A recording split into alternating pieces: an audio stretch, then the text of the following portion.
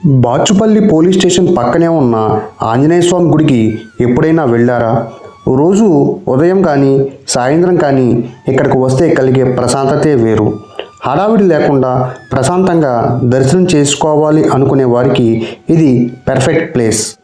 బాచుపల్లి అంజన్న దర్శనం చేసుకుంటే మనసుకి చాలా ధైర్యంగా అనిపిస్తుంది. మీరు కూడా ఖాళీ ఉన్నప్పుడు ఒక్కసారి వెళ్ళి ఆ స్వామిని దర్శించుకోండి. జై శ్రీరామ్.